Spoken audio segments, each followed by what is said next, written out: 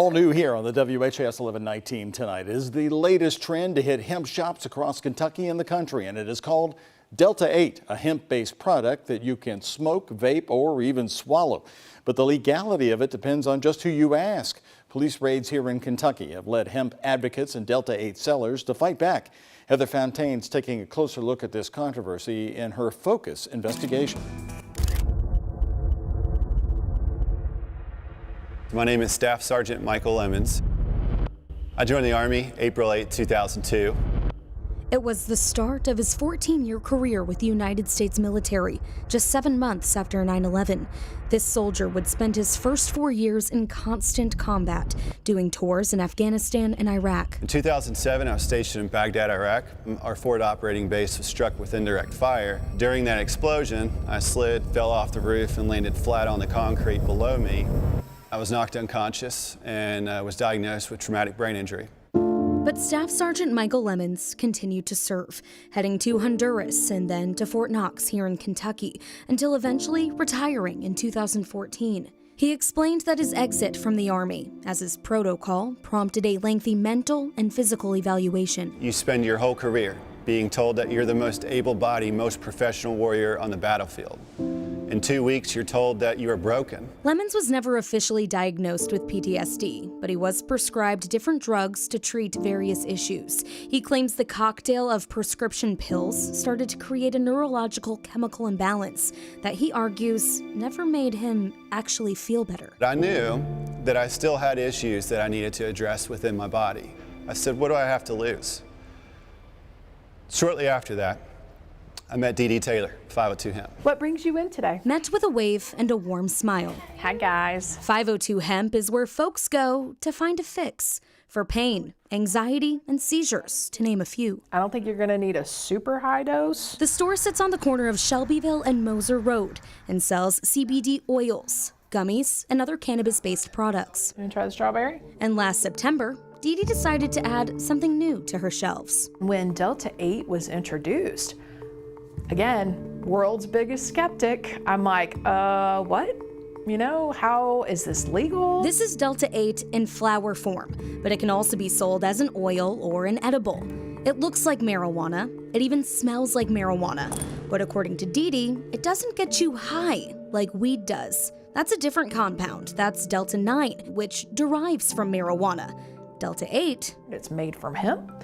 That was made legal, you know, with the 2018 Farm Bill. I'm like, okay, great. So I can offer this product to my customers. When the Farm Bill was signed into law 3 years ago, it removed hemp and derivatives of cannabis with less than 0.3% of Delta-9 THC from the Controlled Substance Act. As long as it came from a hemp plant to start with, were legal and lawful. John Taylor is Dee Dee's husband and the one who led her to this industry in the first place. He used CBD products as a way to treat his seizures, then turned it into a business. We take the whole plant and we literally grind it down. Welcome to Commonwealth Extracts. Inside this room lies more than 1.4 million pounds of hemp biomass. The multi-step process eventually distills and isolates it into a CBD product that's ready for retail. This product has less than 0.1% Delta-9 THC. And we can sell this product as is. John only makes CBD products, but supported his wife's decision to sell Delta-8 in her store. All of my research said this was legal until that letter from the Kentucky Department of Agriculture was introduced. It was sent on April 19th of this year, the day before 420. Sean Southard with the Department of Agriculture says it was sent to license holders to address concerns with making Delta-8. We had received questions from folks in the industry about the legality of Delta-8 and whether or not they could or should be making that product, and we took a look at the law. The letter warned growers and processors that distributing Delta-8 is illegal and could lead to expulsion from the hemp licensing program, as well as potential criminal prosecution. It was mostly a FYI to our license holders, who are, again, growers and processors, not retailers. But Dee Dee says she also got a copy of the letter. I was like, it doesn't affect me at all. A few months later, she started hearing about stores getting raided by law enforcement in several counties across Kentucky. Police departments posted their findings on social media. So that really scared me. I was like, what do I do? What do I do? People need this product. What do I do? I took it off my shelves. Law enforcement had the ability to enforce the law as they saw fit prior to our letter. Southard says it's because Delta-8 is considered a controlled substance by the DEA. Here's the list on the DEA website. And on the very last page, there it is. Under tetrahydrocannabinols, THC, Delta-8 THC, and Delta-9 THC. In a recent report by the U.S. Cannabis Council, it's argued that the 2018 Farm Act is not a loophole for Delta-8 and does not, quote, legalize the production of psychoactive drugs simply because the base material has been extracted from industrial hemp. Many other states have sent out similar guidance to their license holders to let them know that the legality of this product is iffy at best to outright illegal. Southard claims it's synthetic because it's produced through a chemical reaction.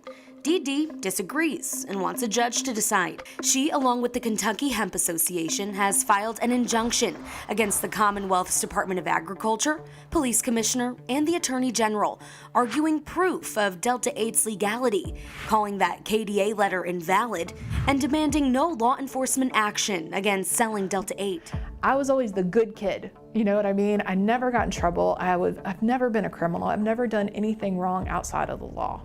And when I started selling this, I was following the law. And that's the thing, I still am. Dee says she lost thousands of dollars immediately after pulling the product from her store. I'd say probably close to 20,000. In just 2 weeks. Mm-hmm. Yep, in just 2 weeks. Which takes tax revenue away from the Commonwealth as well. But it's not just about the money. Dee says the worst part was no longer being able to serve her customers with a product that they say was helping them. I want them to feel better. I don't want them to suffer from withdrawals. I don't want them to suffer from pain. It has always been about my customers. Customers like Staff Sergeant Michael Lemons. For the first time in my entire life, I feel like I am truly alive, happy, active, resilient. If we were to lose access to Delta-8, I'd be devastated. He suggests let's regulate it. To unblur the lines between synthetic and not synthetic, between illegal and legal. Keep this here, allow it, make it accessible for people that need it.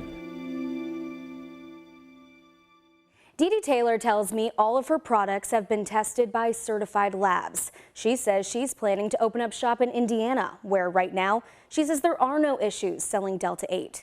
As for that injunction filed here in Kentucky, there's a hearing scheduled in October, and we will follow up.